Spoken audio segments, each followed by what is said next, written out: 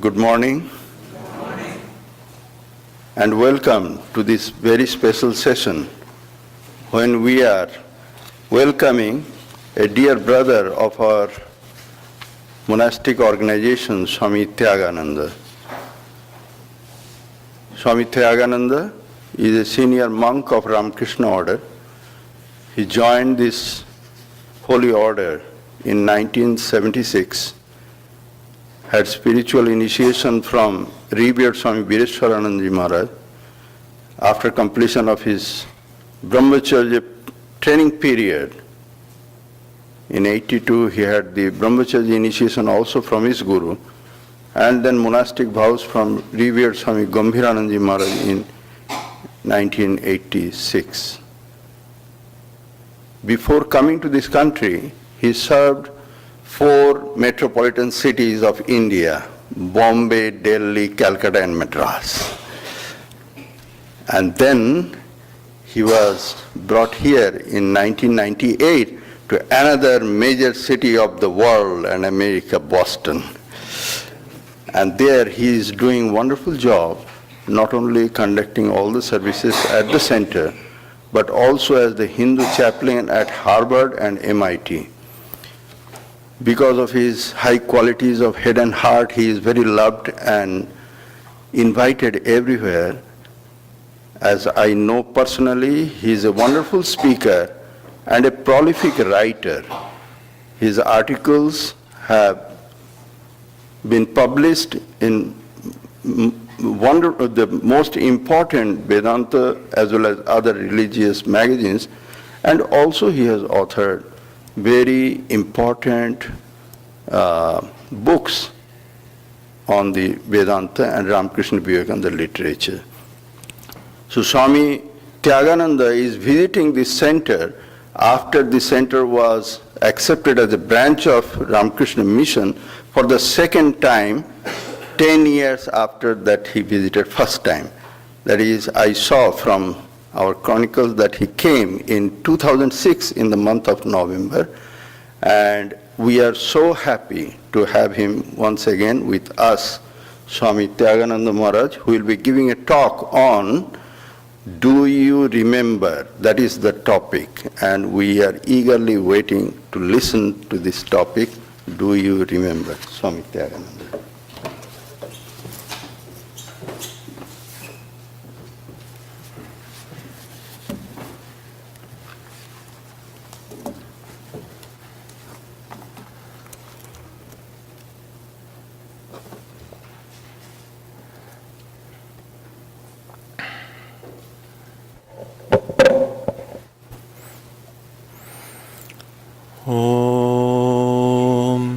Asato ma satkamaya, tamaso ma jyotirgamaya, mrityorma amritam gamaya, aviravirmayeti, rudrayatte dakshinam mukham, te namam pahi nityam. May the Divine lead us from the unreal to the real, from darkness to light, from death to immortality. May the Divine Consciousness fill our hearts and protect us.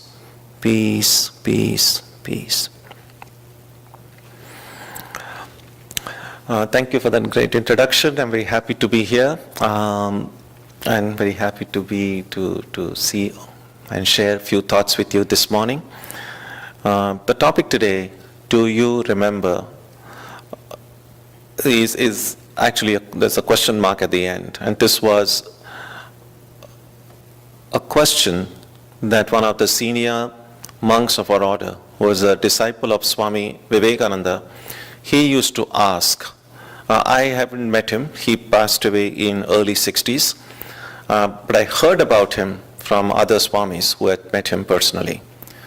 And I was told that whenever any of our novices and many of the younger monks went and met this elderly Swami, and they bowed down before him as we do before our elders, a question that they were invariably met with was, do you remember? Now, for the first time, if this question was asked, oftentimes it was like, remember what? But those who had met the Swami before knew exactly what he meant to ask them. And what he meant to ask them was this. Whenever any Swami would go, any monk would go and bow down to him, what he meant was this: do you remember years ago when you chose to leave your family, leave your parents, and join the monastery, why you did it? In other words, the ideals that we begin with in life, if we don't remain alert about holding on to those ideals, over time they can get diluted. Over time we can get distracted. Over time we may forget why is it that we are doing whatever it is that we are doing. And so that question really is not limited only to monastics. That kind of question is applicable to all of us, and especially to those of us who take spiritual life very seriously. We know forgetfulness is a major problem. We forget big things in life, and we forget small things in life as well. We know that sometimes, maybe more often than we realize, we forget to take enough quarters for parking, or we forget to fill the tank before a long drive. Then you have to wait and see which is the nearest gas station. Or we forget to put the trash out on the day you're supposed to put out. We sometimes forget to put salt while cooking, or sometimes we forget that we have put it and put it a second time. Similarly, oftentimes, as we grow older, we might notice, if we care to, that the idealism of our childhood sometimes gets lost, sometimes gets forgotten. When we were young, when we were teenagers, some of us are teenagers right now here, but many of us who are older now recognize the kind of the trust and faith in life about the future, about our own existence, sometimes can get lost, getting some of the bitter and unpleasant experiences in life, our early idealism can get compromised. And if we are not careful, then as we get older, we might find ourselves getting more cynical. We might discover that our life has become more a bundle of compromises. and we might find that we are very different now than how we were when we were young. We may forget the simple values of life, of just being truthful, for instance. There is a passage in one of the Upanishads called the Mundaka, Satyameva Jayate Nandritam, which means truth alone triumphs, not untruth. How many of us, we might like to ask ourselves, are convinced in the power of goodness, in the power of truth? Sometimes in the name of being practical, we might want to compromise with our ideals. Sometimes it might seem that while being good is good, being too good causes problems in life. You might find that people who are willing to compromise with their ideals are the ones who go ahead. You might find that sticking to your values and principles, you might seem to lose something in life. In spite of these shortcoming losses that we might see, or in spite of some of the setbacks we might have in life as a result of holding on to our values, do we still consider these basic values of life more important than some of the immediate gains that we get in life? These are the kind of questions we need to ask of our own selves. And the same thing is true, especially, as I said, for those of us who take spiritual life seriously. If we look at our lives and see the very first time when we began to take religion or spirituality more seriously than we did before, how much hope was there? Maybe the first time you received instructions from your spiritual teacher. The early days when you began praying and meditating, there was so much hope, so much optimism. It just felt like just a matter of days before you realized God. And then day after day after day, we keep on praying and meditating, not necessarily discovering any great transformation occurring, no great visions appearing, no great mystical experiences appearing. And then there is a great danger that our daily practice may be reduced to simply another chore to be completed.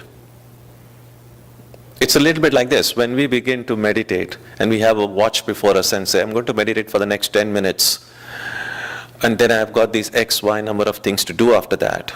And what we are really saying to ourselves is, I know in the next 10 minutes nothing great is going to happen. So let me just go through this chore and then get on with other things in life. But being hopeful means every time we pray, every time we meditate, to be always think that any moment God's grace can descend upon me. Any moment I can be a free soul. Because without that hope, without that strong faith that God's grace can come upon me, our prayer and meditation may not carry the power that is needed to push us. So forgetfulness is more pervasive in our life than we might like to admit. We forget these, as I said, small things in life, but we also forget some of these big, major things in our life as well. The Gita, in the second chapter of the Gita, verses 62 and 63, points out the chain reaction which leads to this kind of forgetfulness. The Sanskrit verses go like this, and I'll read the English translation afterwards. Dhyayato vishayan pumsaha sangasteshu upajayate sangat sanjayate kamaha kamat krodhopi jayate krodhat bhavati sammoha sammohat smriti vibhramaha smriti bhramshat buddhinasho buddhinashat pranashyati. It's a chain reaction being described here. Thinking of objects, that is, anything we should not be thinking about, people get attached. Through attachment comes desire, and through desire emerges anger. Whenever we have a desire for something, and whatever is the obstruction in fulfilling that desire, that produces anger. Through anger comes confusion. We know when we are angry, we do not know what we should do, what we shouldn't do. We say things we shouldn't say, and then we later on come to regret it.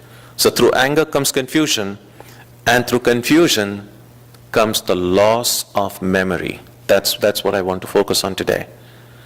That when our mind is not clear, when it is overcome by attachment, desire, anger, then the clarity of the mind is lost. And when the clarity of the mind is lost, forgetfulness occurs. And through loss of memory, the verse goes on to say, occurs the loss of discernment. And through the loss of discernment, people perish. But perish is not meant that you are kind of lost for eternity. All that it means is our spiritual evolution gets delayed. And it will continue to be delayed indefinitely unless and until we choose to make a conscious U-turn in our lives. Now, according to Vedanta, and many of you have been Vedanta students for years, we know that our present human situation is a result of ignorance. Now, this ignorance somehow seems to have been mysteriously covered like the clouds covering the sun. So this is the basic proposition in Vedantic wisdom, and that is that in reality, we are all divine, pure, perfect beings, immortal. Right now, we don't feel any of this. We just feel we are mortal creatures. We don't feel divine. We mostly feel human. We don't feel free. Well, in some respects, we do feel free. Again and again, we have been told that we live in a free society, and we know, compared to people in many other parts of the world, we do enjoy a lot more freedom than they do, which is true. But merely social freedom, political freedom, economic freedom is not enough. We know that in many other ways, we are not free at all. We are not free from jealousy, selfishness. We are not free from pride, envy. We are not free from these negativities of the heart. So this ignorance of who we really are sets a different kind of chain reaction. I mentioned to you the chain reaction in the Gita. Now what I'm pointing out to you is a more basic reaction, which is actually fleshed out in the Gita verses. So this is this. Earlier, we are all divine beings. Somehow we have forgotten it. And when we forget that we are infinite, the result is we begin to see ourselves as finite. When we forget that we are perfect, we begin to see ourselves as imperfect. When we forget that we are immortal, we begin to see ourselves as mortal. When we forget that we are divine, we begin to see ourselves as human. Now, what this kind of forgetfulness does is it creates a sense of incompleteness. When I'm infinite, when I'm full, I don't lack anything. But when I forget that, I suddenly become limited. And the moment I become limited, I begin to experience a sense of incompleteness. I feel that something is lacking in me. I just feel I need something to bring about that sense of fulfillment again. And that is why then that produces desire. And the kind of consumeristic society in which we live makes us feel more and more, I need this. Without this, I cannot live. A lot of the millennials, as they call them, don't realize that there was a world without emails and cell phones. It was possible to live without those things. But now, many people find it impossible. How can I live without a phone? So again, a sense of incompleteness gets created in the heart, and the next thing is the desire to want to fulfill it. Houston Smith, the great writer and scholar who passed away recently, made one very brilliant observation. He said that all of us have a God-shaped hole in the heart. And we try to fill that hole with any number of things. It never gets filled up. Because it's God-shaped, it can only be filled with God. So this sense of incompleteness creates a desire. And it's desire that plods us into action. Like you have a desire for coffee, simply sitting in your place and saying coffee won't bring it to you. You need to go either fix yourself a cup of coffee or find the nearest Starbucks. You've got to do some work in order to fulfill that desire. And once you do some action to fulfill your desire, that action is going to yield results. And the results are basically of two types. Either if it's successful, it makes you happy. If it's not, it's going to bring you pain. And so then our life then becomes just going back and forth between experience of joy and an experience of sorrow. If we look at our life, and they just alternate all the time. There are things that make us happy, and that happiness lasts for a while until something happens and we become miserable. And then misery lasts for a while until something else comes and makes us happy. We just like a tennis ball, we go back and forth between joy and sorrow. Now eternally going back and forth between these two experiences is no fun. In fact, this is nothing but a sorrow. The joy that we experience in our lives is, from a spiritual standpoint, nothing but sorrow in another form.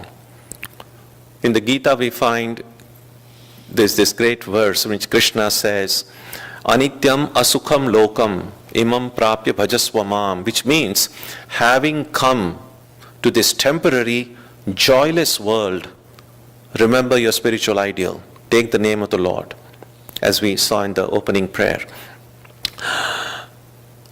Now, why does Krishna refer to the world as joyless? That seems like a pessimistic statement. I mean, we know from our own experience there is joy and there is sorrow. But Krishna still refers to it as joyless. We read the life and teachings of the Buddha, and the Buddha said life is suffering. Now, these are very pessimistic statements, apparently, and it would be easy to disregard them if they were made by some truly depressed, homeless, sad people. But we see through the lives of Krishna and Buddha that both of them were very happy, fulfilled, contented people. Now, how come people who were so sane, who were so happy themselves, refer to the experience of life as joyless? And what they meant was that underlying the superficial joy and sorrow that we experience in life, underlying is this profound sorrow, profound misery, which we can be sensitive to, which we can experience only when we look deeply and discover that we have in fact been alienated from our own true nature. That is the sorrow of having forgotten who we really are. So the Gita verses that I pointed out earlier is only a fleshing out of this sense of forgetfulness, that ignorance leads to desire, leads to action, leads to these constant going back and forth between joy and sorrow. And that is ultimately nothing but sorrow in a different form. So if loss of memory is at the heart of our present experience, if we feel, any of us truly can touch our heart and say, I'm happy, then we don't need religion, we don't need spirituality, we don't need any of this, we don't even need Vedanta. But we have to ask, am I really happy? Sure, there are things that make us happy, nobody can deny us that. It doesn't mean that we are unfulfilled in every way. Sure, there are many things that bring us fulfillment. But we also know that none of these things seem to last forever. The joys that we have remain for a while and then disappear. The fulfillment that we experience comes and goes.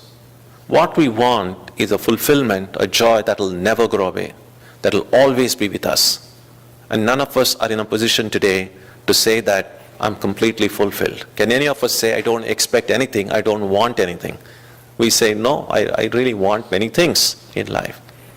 So this sense of lacking, this sense of unfulfillment comes as a result of loss of memory. And if memory loss is the problem, then the only way to solve that problem is to recover our lost memory. Now, how do we go about recovering our lost memory? Another great Upanishad called the Chandogya Upanishad gives a prescription of how we can recover the memory that we have lost.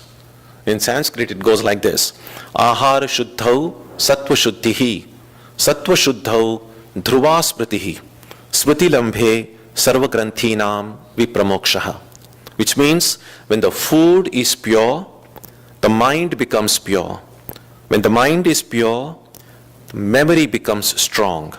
When the memory is strengthened, all the knots of the heart are completely destroyed. So our heart somehow seems to be now tied up into knots, which is what really is the primary obstacle in our experiencing that fulfillment. Those knots of the heart have to be removed. And they can be removed only when the memory is strengthened. And the memory can be strengthened when the mind is pure. And the mind becomes pure only when the food is pure. And that's why we find this strong connection between food and spiritual life. And we know in different religious traditions, there are many do's and don'ts about food. We're often said, you should eat this, you shouldn't eat that. This kind of food is prohibited, this kind of food is good. And there are many different views. There is no one definitive view to say, this is the right thing or this is the wrong thing.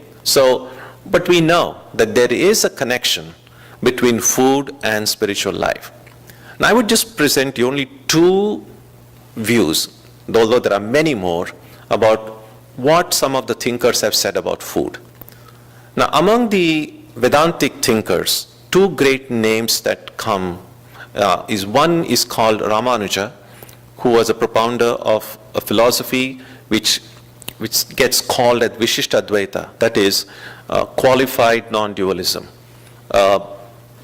Which basic idea is that we are all parts of the infinite being.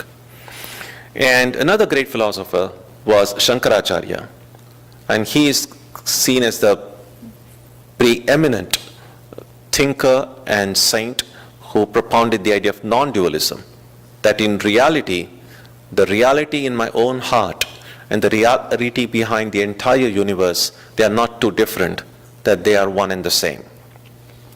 So we'll just take very quickly a brief look at what these two great thinkers have said about food. According to Ramanuja, food can have three kinds of defects. First, he said the first defect is the nature of the food itself. That in Sanskrit is called jati dosha. And according to some kind of categorization, that would include foods which include onion, garlic, and stuff like that. And that's why in many denominations, and especially in the Indian subcontinent, people try to avoid onion and garlic. So that's one, because it is considered defective in certain ways of thinking. The second kind of defect the food can have is called the source of the food, or ashraya dosha, which means the person from whom the food comes. And this is very subtle. That what is the state of mind of the person while cooking that food? What is the state of the mind of the person who brings that food to your table and serves you? Now, many of us go to restaurants and eat, and then nothing seems to happen. We don't seem to be affected by any of these defects, which is not to say that we have become too strong. It just means that we haven't become sensitive enough. We read in the life of Ramakrishna how sensitive his whole system had become, that if anyone with a very worldly thought or a worldly idea would serve food to him, he wasn't able to touch it. So there is truth in the idea that the food that we eat is influenced not only by the nature of the food itself, but also through whom that food comes. And that's why spiritual seekers often, when they cook food or when they serve food, they do it trying to remember the divine in their heart. In fact, in many families, when they cook food, they try to think that they are primarily cooking it for the divine being. So you're not cooking it for other people, you're cooking it for God. And when we are doing something for God, we try to purify ourselves internally, externally, and in that state of that it's a sanctified act, that I'm doing something sacred. When we do that, then that food, when it's offered to the divine, it becomes sanctified. We call it then prasad. And when that sanctified food is eaten, it benefits those who eat that. And so there is some truth in the idea that the one who cooks and serves the food influences the food that's given. And finally, this is understandable, the physical impurities in the food, the nimitta dosha. Clearly, we want food which is pure, not filled with dust and dirt and stuff like that. Well, that's understandable. I think oftentimes the health department in every city takes care of that to make sure that the food is hygienic. So these are the three defects that are mentioned in the books by which the food can get polluted. The problem with this kind of thinking is that so much emphasis on the food can limit our understanding of spiritual life. When the food becomes the be-all and end-all of everything. And that is when Swami Vivekananda said that religion enters the cooking pot. All that we think about is food, and whole of our spirituality then is centered in food. Now that kind of an imbalance is a problem. So food, yes, we have to be careful about the food that we eat. Food plays an important role, but it only plays a role. It's not like the be-all and end-all of religion. And we know that only when we go to take a more deeper understanding of the word food. The Sanskrit word for food is ahara. Ahara literally means that which is taken in. So the second thinker whose ideas on food I would like to share with you was Shankaracharya. And what Shankara said, yes, food is important, but food is not simply what is taken in through the mouth. There are a lot of other things that we take in through our various senses. All the sights, all the visuals we take in through the eyes, all the sounds we take in through our ears, all the fragrances and smells we take in through our nose. So all the taste, then again, it goes through on our tongue. So through all these five senses that we have, we are taking in a lot more than just the food that we eat during breakfast, lunch, and dinner. Now, all of that needs to be pure as well. So, purifying the sensory inputs is very important, perhaps even more important than the food that we eat. In other words, how careful I am in what kind of images I allow to enter within me. How careful I am in what kind of ideas I allow to enter into my head. How careful I am in what kind of sound, what kind of taste, what kind of fragrance I allow to enter within me. Taking care of undigested food, undigested food can create complications, no doubt, but it's a little bit easier to take care of that. But to take care of undigested ideas is problematic. When a wrong idea gets inside head, it's not so easy to get it out.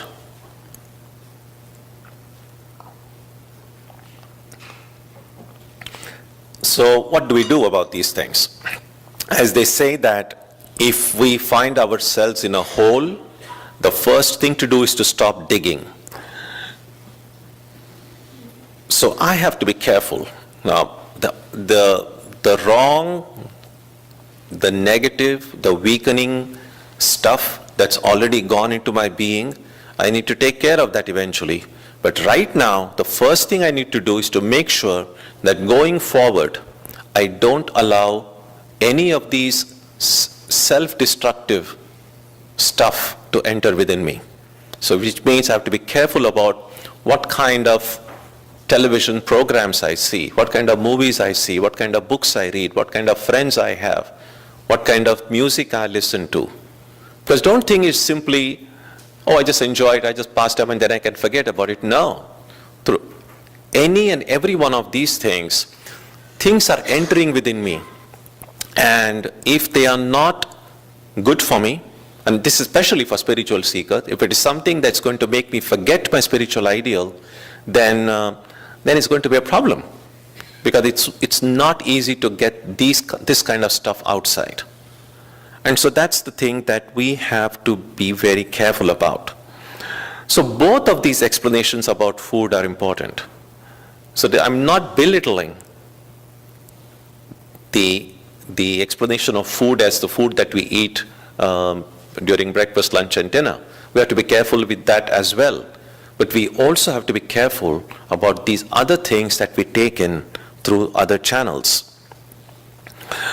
Now, we know, for instance, even with whatever kind of food that we are referring to, if we are not alert, if we are not vigilant, then we might eat more than we need to, or we might eat stuff that may not agree with us. And it often happens that way. Suppose when you're having, say, your family dinner or a lunch, you're sitting together, you're sharing a lot of stories and jokes, and you just kind of keep on eating, and then suddenly you realize you have eaten more than you needed to. Or you suddenly find you have eaten stuff which really doesn't agree with you. But if you are alert, then you would know, yes, I think I shouldn't take more than this, or this is something I need to avoid. So an alertness is very important in order to practice discernment about what we allow to go inside of us. Because the only times that we make mistakes in life is when we are not alert. A lot of the mistakes that we make in life is not out of ignorance, really. You will think about it this way. If we do something because we didn't know it was wrong, I think you can be forgiven for it. But most of the mistakes that we do are not because we didn't know that it was not the right thing to do. It's just that at that particular moment, we somehow forgot. Which is then later on we regret. We say, oh, I shouldn't have said that. I shouldn't have done that. We knew it was wrong. And sometimes, even while doing or saying something we know it's wrong, but we go and do it anyway. That's when our impulses become stronger, become more powerful than this other inner voice, the voice of conscience, as sometimes we might like to call it, is telling us. A part of us is telling us, no, no, no, no, no. And the other part says, yes, yes, yes. And so this kind of the inner struggle that we have, that is what we find in the Gita being said about how our own mind can become our friend and our own mind can become our enemy. In fact, our mind has already gotten kind of divided. That's this inner struggle that we have. A part of our mind is very friendly, is very good. The part of our mind is kind of acting like our own enemy. And whenever we are faced with choices in life, this friendly part of the mind is often telling us the right thing to do. But this other part, which is not really friendly, but it sometimes seems to act like a friend, actually an enemy who can be recognized as an enemy is better than an enemy who is pretending to be a friend. So oftentimes that part of the mind which gives us wrong advice is pretending to be a friend, but it's really our enemy. And so the conflicts that we experience in our heart is really is a matter of choice. Which part of the mind should I listen to? And so that kind of a discernment is very important. And for that kind of discernment to be practiced, we need to be alert. We need to be calm, we need to be careful, we need to look at the pros and cons and everything, and then make an informed choice. Because the mistakes that we do occur when we are complacent and when we are careless. Remaining awake, therefore, is very important, because oftentimes when we are not alert, we are kind of, not fully asleep, because if you are fully asleep, you cannot do anything. If you are fully alert, you wouldn't do anything wrong.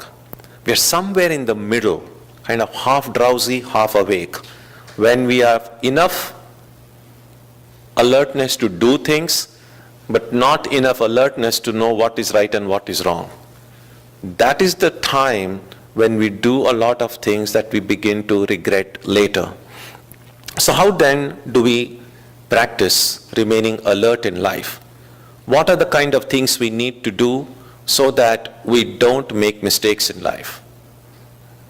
And things are not anything new. It's not a big mystery about what we should do.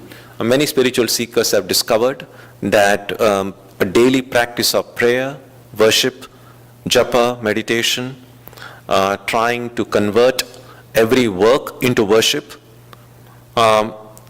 and to be creative in our spiritual life, to find different ways of remaining connected with our spiritual ideal. It doesn't mean that you have to be meditating all the time. You cannot, even if you want to. But meditation is not the only way to remain in touch with the divine being. Being in touch with our ideal can occur through any number of ways. Prayer is probably the easiest and the best way, something that we do anyway. But when a prayer is done consciously, we are remaining connected with the ideal. When we worship, when we make an offering to God, oftentimes these three things are seen as chronologically connected. Prayer becomes natural when we feel that need in our heart. It's like this. Oftentimes, prayer is not simply, you should pray because everyone says prayer is a good thing to do. That kind of prayer becomes a ritual. But when you need something, it's like this. When we are students and then you want to ask your dad or mom for money, you don't say, what is the best kind of a template, what kind of a letter I should write to get it. No, if you need it, the words will automatically come. You won't worry about the niceties of it. This is your need and you will then express it. That's exactly the way a devotee of God does. You don't need really a prayer book. Well, of course, prayer book can be helpful. There's a story about a person who always had a prayer book of his own and meticulously did prayer every day, morning, afternoon, evening. And then one day, unfortunately, the prayer book was misplaced and he couldn't find it and he was so unhappy. He said, what am I going to do today? I'm not able to find my prayer book. He searched everywhere, he couldn't find it anywhere. Then finally he goes before the altar and then repeats the letters of the alphabet, A, B, C, D, E, F, G, H, and up to Z, and then told the Lord, all prayers are actually composed of these 26 letters. You please rearrange them and make it into a prayer. So while having a set prayer is helpful, the prayer that comes from the heart doesn't really need a prayer. And actually, the prayer that comes from the heart, it doesn't have to be grammatically correct, it doesn't have to be perfect.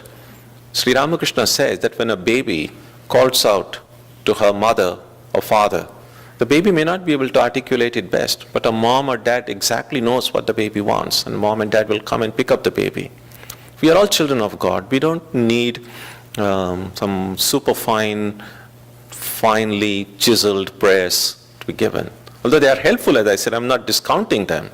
But a prayer that comes from the heart doesn't wait for all these niceties. Now, prayer is a great way of connecting to the divine. It's prayer then and then worship.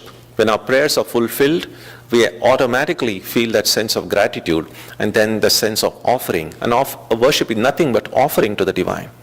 In a very gross way, that offering can be fruits, sweets, incense, flowers, as we do in ritualistic worship. But in a more subtle sense, what we offer to the Lord is our own selves, our own ego. We surrender completely. Now, surrendering to the divine is the best form of worship, really, because that's the offering of oneself. That's another way of remaining connected to the divine. And a third, of course, is meditation. When we are able to establish that connection through both prayer and worship, meditation becomes more natural, more spontaneous. And then, of course, since we all have to work anyway, if we can find a way to transform our work into worship, and the best way to do it is Swami Vivekananda's Karma Yoga. If you have read that book, you will see that we have many practical hints in that book of how to transform every little work into worship. One other helpful practice in remaining connected with our divine is every night before you go to bed, if you can review the day's activities, kind of a fast-forward mode, and take a review of everything that happened that day, all the wonderful things that happened, all the terrible things that happened, and the things in which you did the right thing, and that can be very encouraging. That, these are the things I think I was able to deal with them in a proper way. And that strengthens us to know that, yes, I was able to deal with them. But there'll be also a few things I might feel that I could have done better, or there are a few things I really messed up.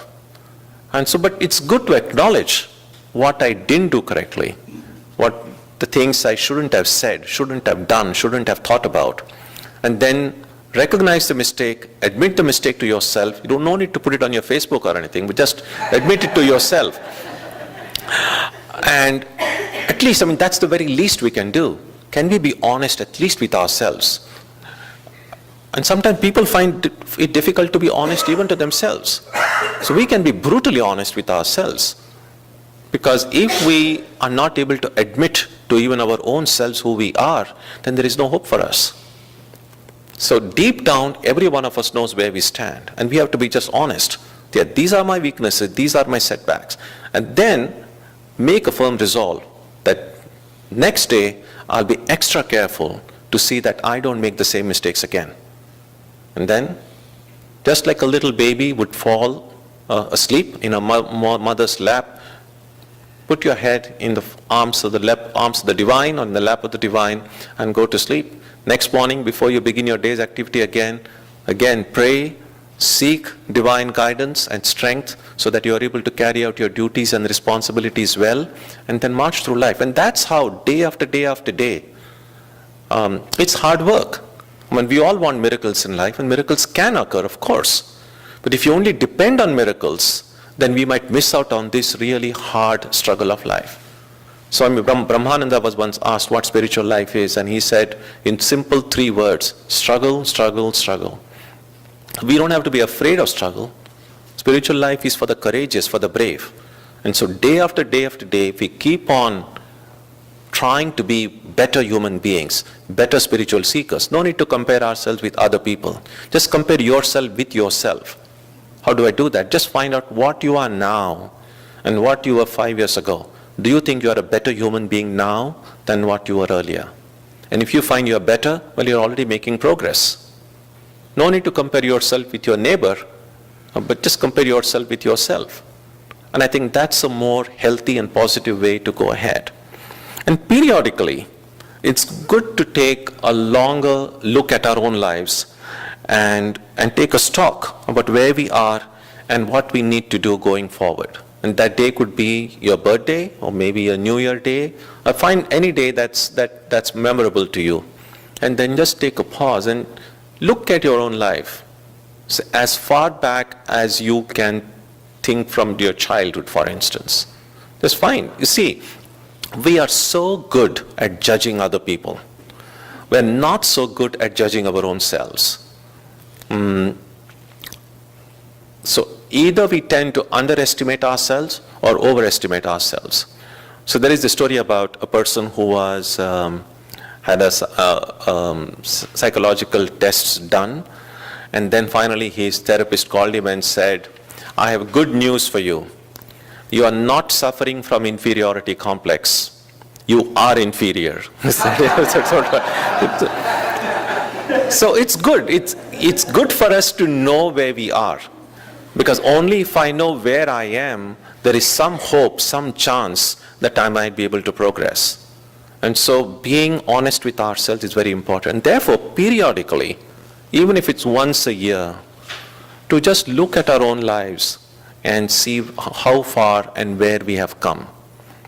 I remember years ago, maybe I think 12 or 13 years ago, once when I'd gone to St. Louis, and then from there, a Swami there, I think many of you know him, Swami Nishpapananda, who comes for the retreats here, right?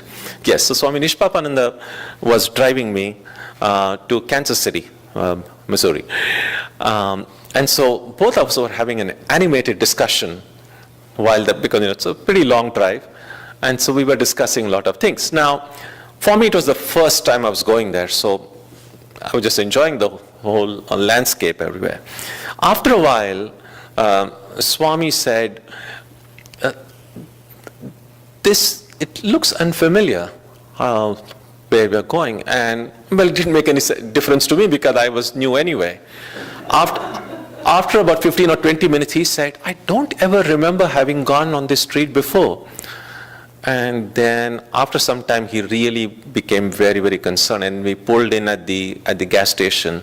And then looking at our faces, the person there came and said, "Hey, you guys have lost your way?" And then he said, "Where do you want to go?" And we said, "We want to go to Kansas City." And this was probably before the GPS days, or at least he didn't have a GPS, I guess. And so he said, "Welcome to Hannibal." So we landed up in Mark Twain's place in Missouri, which was kind of a sudden detour had occurred, which is kind of good. I'm a great admirer of Mark Twain, so in the normal course of things, I probably would never have gone there. So it was nice to see, and then he showed us, so we didn't have to kind of take a U-turn and go back onto the highway. So some exit was taken unconsciously, apparently.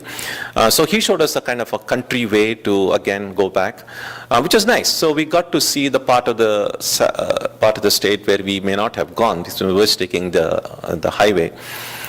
Now, I mentioned this to show that because we were not alert, we suddenly took this detour without knowing and found ourselves almost 40 to 50 miles off track. Now that is something can occur in our lives as well. And that's why it's good to periodically look back at our life. I'll just mention one incident and I close. So way back up, just a year or two after I had joined the order, sometime in the 70s, I think 1977 or 78, I was in the monastery for about a couple of years. That time one gentleman came, he was probably, may have been, I guess, in his 50s. But I was then only 19 or 20 years old, so he appeared to be a very old gentleman then. Now if I meet a 50-year-old, I think it's just a kid. So that's the idea of young and old is so relative.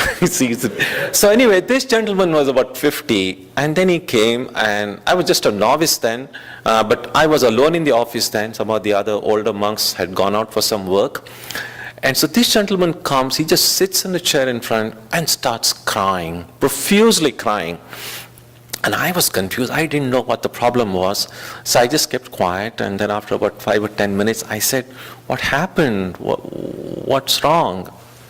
And then he told his story. He was a student in one of the colleges run by the order. Actually, it's called the Ramakrishna Mission Vidya Mandir, actually where Swami Ishtanandaji was for many years, just next to the Belur Math campus. So he was a student in that college. And then he said, when I was a student there, I would daily go for the morning meditation, evening arti. I knew so many Swamis, and it was such a wonderful period of my life. Then I graduated, and then I got a job, became so busy with my career, with my family, and I completely lost touch. And now 30 years have passed, and apparently something had triggered at home. He had read this, and all this old memory came flooding in.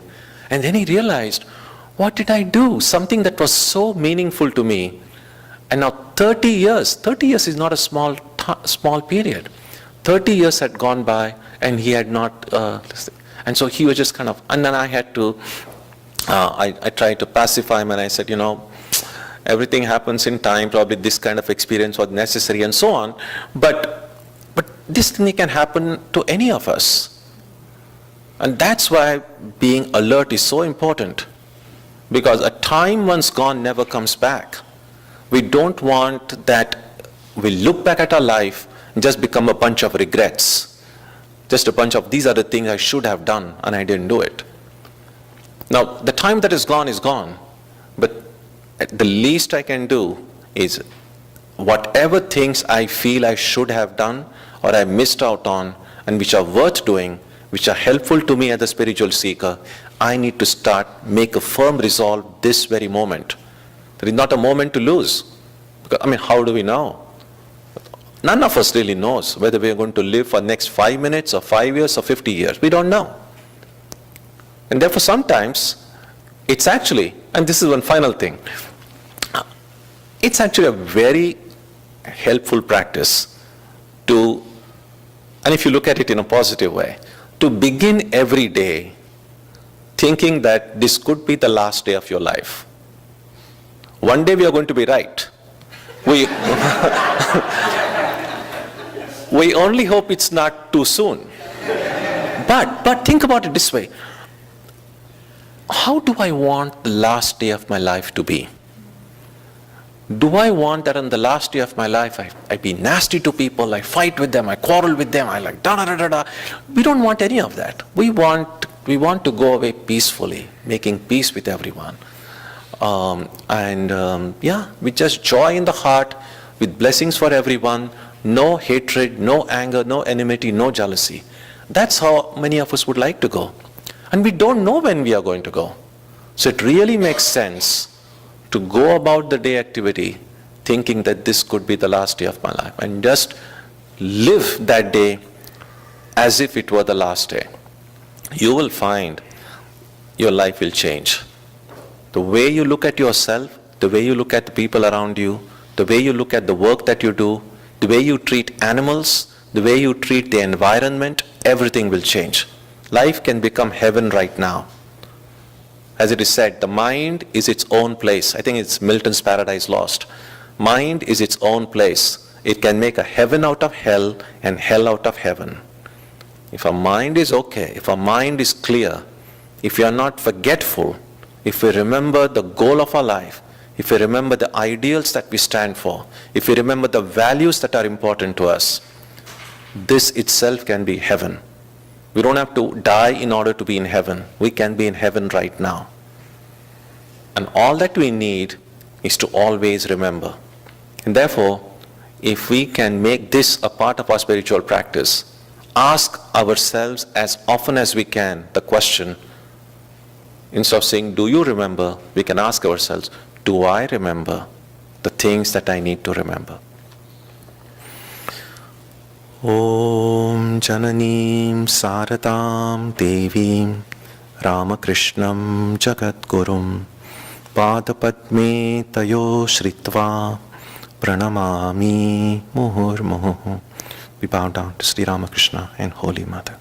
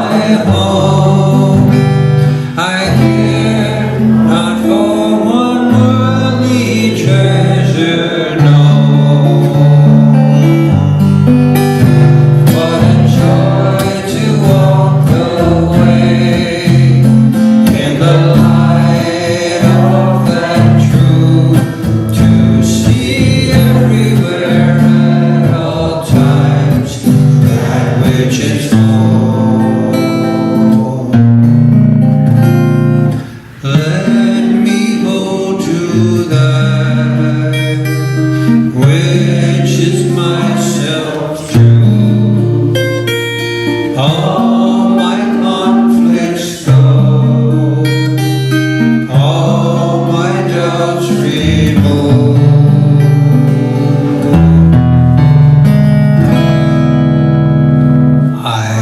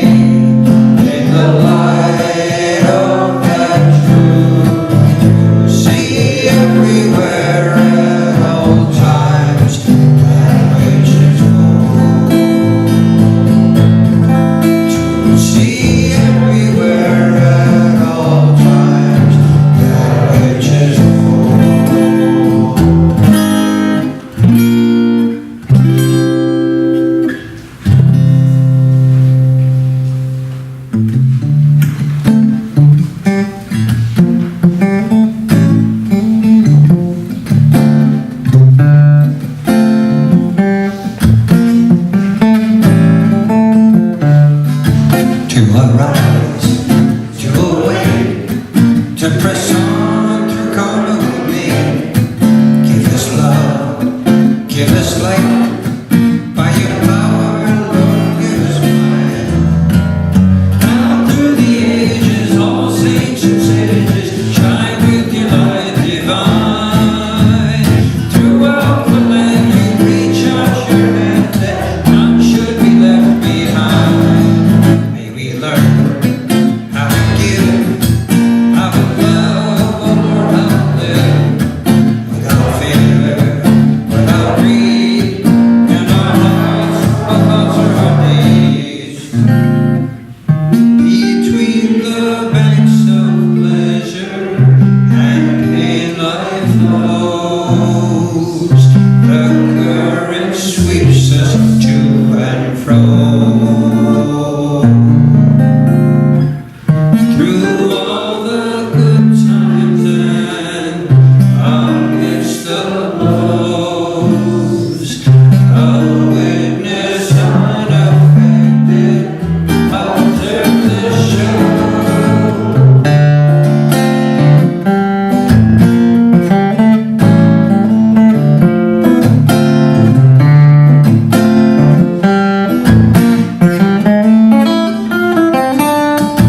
We're not flesh, we're not bone, we're not mind or anything known. What we are is just this, we are the children of immortal bliss. Now through the ages, all saints and sages, shine with your light divine. Through all the land you reach out your hand, and none should be left behind. To arise, to awake, give us love, give us light. To arise, to awake, love, and our sake, all children of immortal bliss. Awake.